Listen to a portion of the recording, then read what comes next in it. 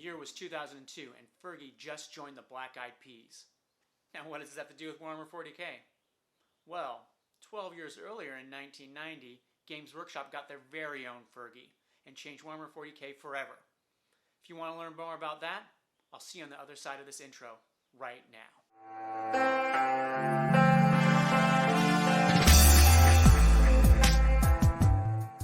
Let's get it started. To take this analogy to its logical, stupid conclusion, we're going to need to give band members GW writers. So let's start with Rick Priestley. He's obviously will.i.am, the creator of Warhammer 40k. Then we're going to go to Jervis Johnson, and we're going to make him, what's that member's name? The shorter will.i.am. We'll make him that. And then we're going to go lastly with Jess Goodwin, and we'll make him the creepy-looking Black Eyed Pea guy. I think his name is Voodoo, which kind of fits what he looks like. Anyway, so that leaves Fergie. Actually, no. We forgot one more thing. We can go with the record label, and that would be Interscope Records for Black Eyed Peas at the time.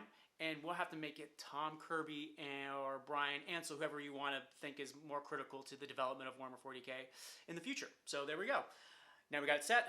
Now we got to go with Fergie. But before we just tell you who Fergie is for this analogy, we're going to have to read this bio. And let's see if you can figure out who it is just from that. Okay, imagine it is May 1990, and your first introduction to the world of Warhammer 40k is in White Dwarf.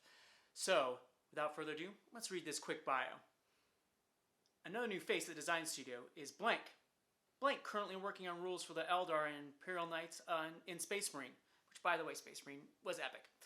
Look out for these in next month's White Dwarf. Blank is very involved with Warhammer 40k universe and draws inspiration from Jess Goodwin miniatures and John Blanche artwork. Yeah, sounds really original there. He plays Space Marine in most of his spare time, but when he doesn't, he's content to pick up a sword and rampage through a Dark Ages battle with the Norse film and pageant society, which oddly enough is still around today. They just go by the name Vikings at the moment. All right.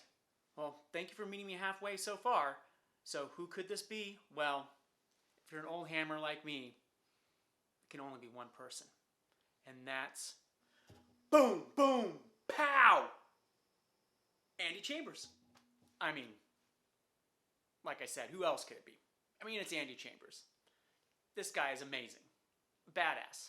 He's responsible for some of the greatest publications GW has ever done. He's responsible for almost all the specialist games we have currently. He's just a legend. He's just awesome. But before I go into all the list of all his accomplishments in a little more detail, I'm going to tell you the story of how he even got hired by GW.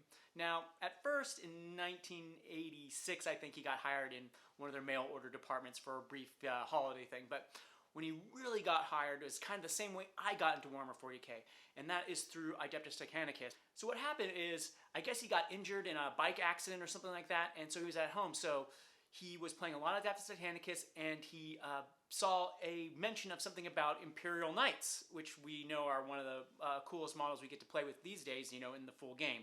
So he decided to write the rules for Imperial Knights.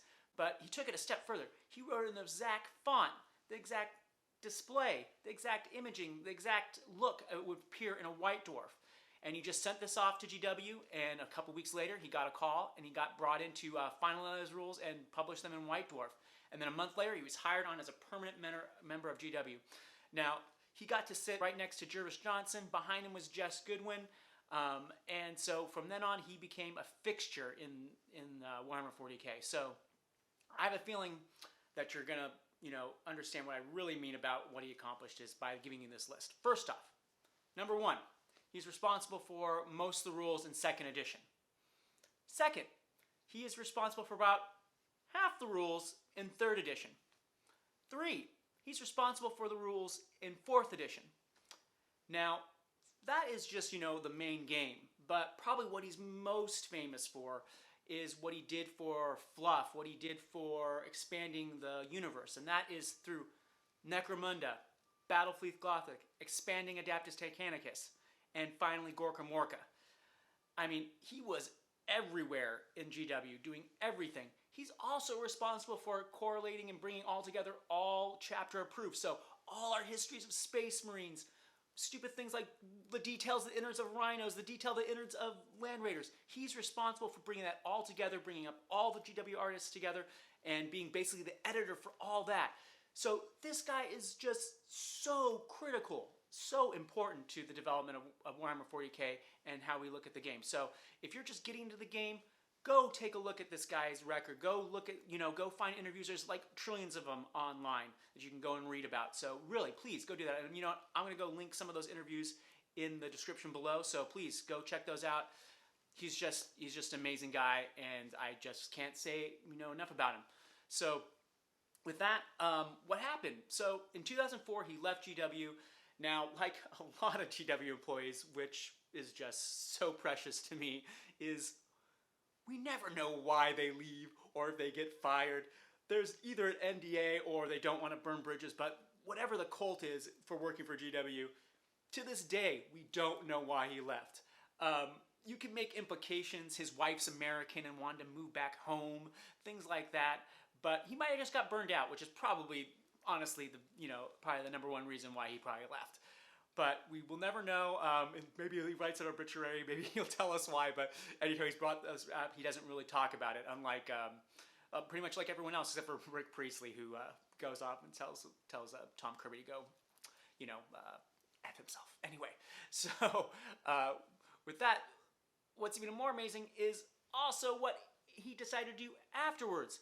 So after Warhammer 40k and after GW, he went into basically being a game fixer. He would come and finish games, basically being a high-flying consultant. One of his first jobs after that was fixing or finishing up expansion for StarCraft. After that, he went and fixed Dust Tactics, finished that.